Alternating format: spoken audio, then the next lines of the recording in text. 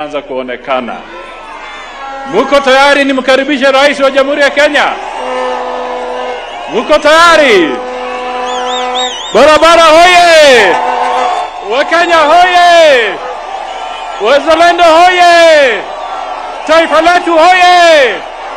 Maendeleo hoye! Asante sana.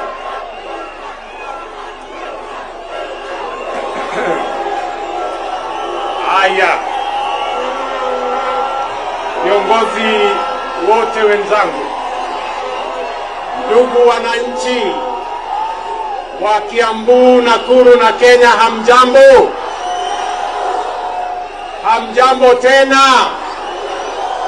Ando aito moriega Mwathani agocwo. Bwana Yesu asifiwe. Hebu mnisalimie hewani nione watu wa hapa Kiambu. Asanteni sana. Waswahili wanasema hayawi yamekuwa na bado. Tumefika hatujafika. Ni leo si leo. Si ni leo jameni. Mnajua mimi nilikuwa kanisani hapa Kamandura. Si ni kweli?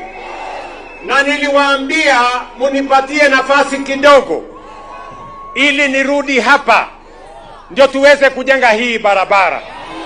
Hiyo ilikuwa ni kama miezi 3-4 iliyopita. Leo kwa mapenzi ya Mungu tumefika hapa leo. Na tumekuja hapa kufanya tendo la kihistoria. Hii barabara ilianza kufikiriwa 2016. Si ni kweli? Watu wa World Bank walimaliza ile feasibility study 2016. Tumekuwa tukitamani kama nchi hii barabara tuitengeneze vizuri, iwache kuwa na msongamano, iwache kuwa barabara ya ajali, iwache kuwa barabara ya kusumbua wananchi. Ni kweli ama si kweli? Si ni kweli jameni? Nilisema juzi, wiki iliyopita, nikasema nikiwa bunge ya kwamba wiki hii tutaanzisha hii barabara. Si ni kweli? Na kwa sababu tuko na marafiki wengi, tuko na wale wanaotisikiza wengi kutoka mataifa mengi, hii barabara sio ya watu wa Nakuru na Kiambu, sio wa watu wa Uasin Gishu, Western Kenya. Hii barabara ni ya East Africa. Inaunganisha Kenya na Uganda na South Sudan na DRC na Rwanda. Hii barabara ni ya muhimu sana. Na kwa hivyo nataka muniruhusu nisome taarifa ambayo itaenda katika historia ya kwamba hii barabara itabadilisha nchi yetu. Allow me, ladies and gentlemen, to read this statement. Today, we stand at the dawn of a new era, an era of defined ambition and driven by determination as we launch the Nairobi-Nakuru-Mau Summit and the Nairobi-Mai Mahiu Naivasha project. This moment is not merely about laying down a new corridor. It is about laying the foundation of a Kenya reborn, a Kenya that refuses to wait any longer for the future it deserves. For decades, our country has been trapped between options that held back progress. Whenever we needed to undertake heavy and necessary infrastructural projects, we were presented with 3 choices. The first was to rely on a national budget, but this was not possible. A single major highway can swallow nearly half of our entire annual development budget. Even as Kenya faces competing priorities such as education, health, and other essential services. The next option was borrowing, but that too was untenable, given our debt burden and the limited fiscal headroom available to us. The third option was also to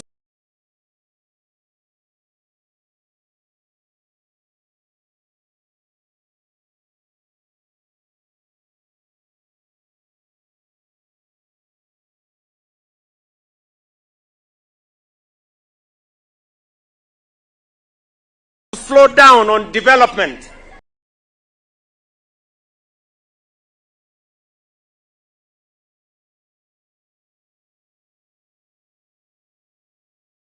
and simply stay as we were. More, and if we did nothing, we would have surrendered to stagnation. That is the reality and crisis our country has faced for years. Stagnation born out of helplessness, born out of lack of ambition, imagination, and innovation. This stagnation has become a quiet paralysis that crept into our systems, into our confidence, and into our national spirit. It convinced us that mediocrity was normal, that average was acceptable, that delay was destiny, stagnation, that is truth, was slow regression. But today, we break those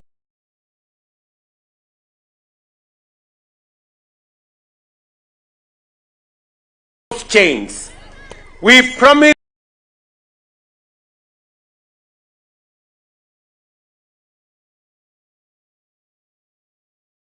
to be innovators. We promise to build more than a highway.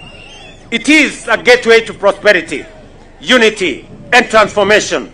It positions Kenya as a leader in innovative financing, in modern transport, in public-private partnerships, and in the audacity to think big when the world expects us to think small. The Nairobi-Nakuru-Mai-Mahiu Road stretches 175 kilometers, while the Nairobi-Mai-Mahiu-Naivasha Road adds another 58 kilometers. These are the modern multi-lane dual carriageways designed, financed, expanded, operated, and maintained through a world-class public-private partnership model. It is an investment of over 170 billion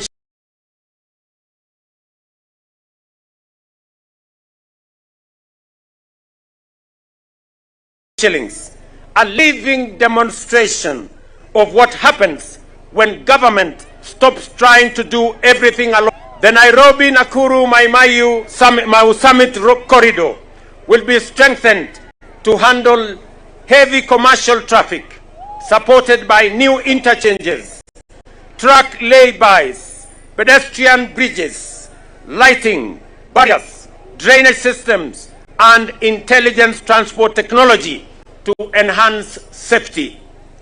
The Nairobi-Mai-Mahiu-Naivasha section will be upgraded to handle slip gradients and high cargo volumes, linking efficiently to the Naivasha Inland Container Depot and the emerging industrial ecosystem that will be in our industrial city in Naivasha.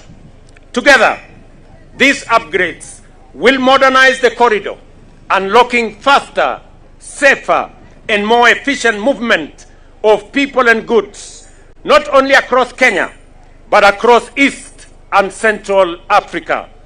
This route is a vital artery linking Nairobi to Uganda, to South Sudan, to Rwanda, to Burundi, to the Democratic Republic of Congo, sustaining our economy, empowering regional trade, and expanded opportunity.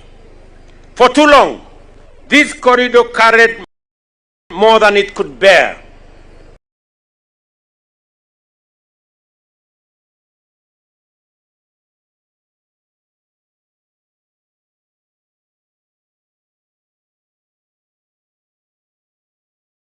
Traffic consumed our time. Accidents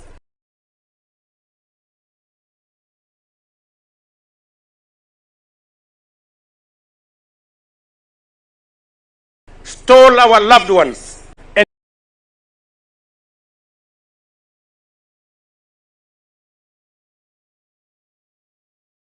of jobs, with approximately that up to 60% of this road will be local content, will come from Kenya.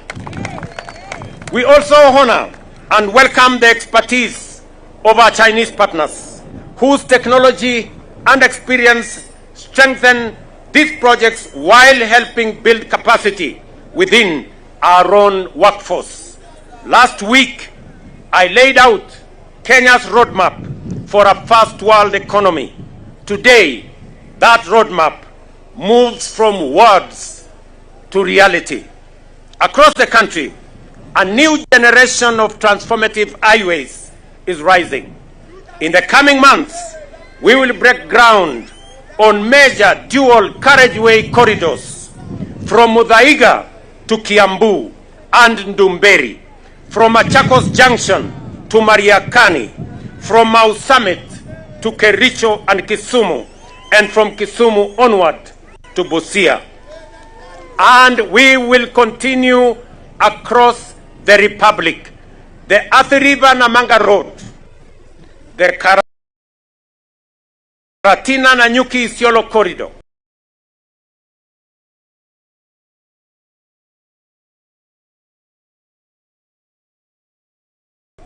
Makutano Embu Meru Maua Corridor, Mutwapa Malindi, Mombasa Lungalunga, Kericho Kisii Migori Isabenia, Nakuru Nyahururu Nanyuki, Kisii Oyugis Ahero, and key Nairobi corridors such as the Northern Bypass, Bomas Karen Ngong, and Bomas Ongata Rongai Kiserian Ngong.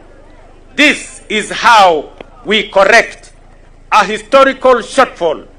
Since independence, Kenya has tarmacked only 22,000 kilometers of road. Over a similar historical period, a nation such as Japan has built more than 1 million kilometers, a contrast that underscores the scale of our long-standing infrastructure gap.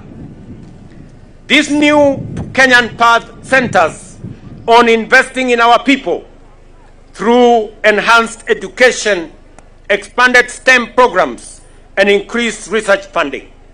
It commits us to become a net exporter by scaling up water harvesting and storage, irrigation, and agro-industrial production through extensive dam construction. It compels us to dramatically expand our energy capacity by 10,000 megawatts to power new technologies, data centers, artificial intelligence, manufacturing, industrialization, and jobs for the future. We will expand and upgrade our airports and ports, and beginning in January 2026, we shall extend the standard gauge railway from Naivasha to Kisumu and onward to Malaba. And I say that it is going to begin in January next year.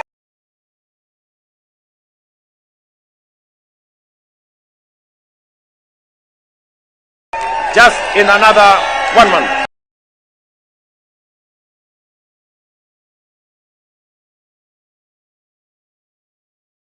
Establishing both a national infrastructure fund and a sovereign wealth fund, drawing from budgetary allocations, privatization proceeds,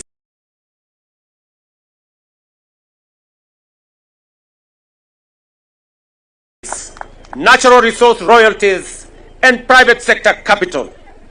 This approach is how we empower farmers, manufacturers, transporters, and our families. This is how we ensure that development is not a privilege, but a birthright for every citizen in every corner of Kenya. But the work of building a nation is never the task of government alone. It belongs to every contractor, every business, every community, and everybody on this road. Together, we must guard quality. Together, we must uphold transparency. Together, we must ensure that this project becomes a beacon of pride, a testament of our resilience. Because ultimately, this is not about kilometers paved. It is about lives we change.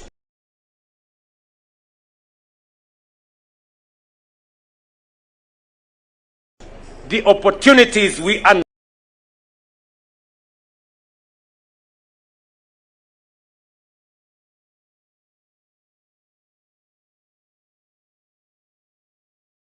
unlock, the Kenya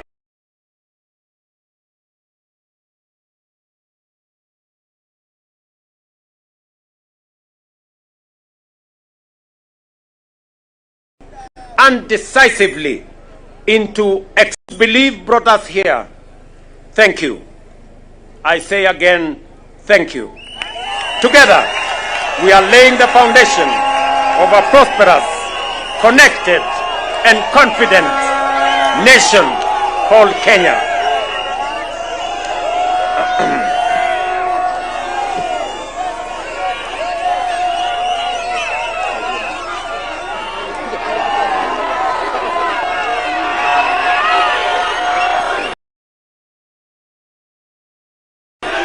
Aya.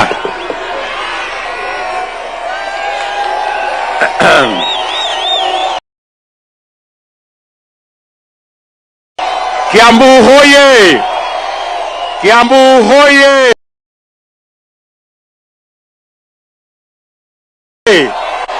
Ni leo si leo bana?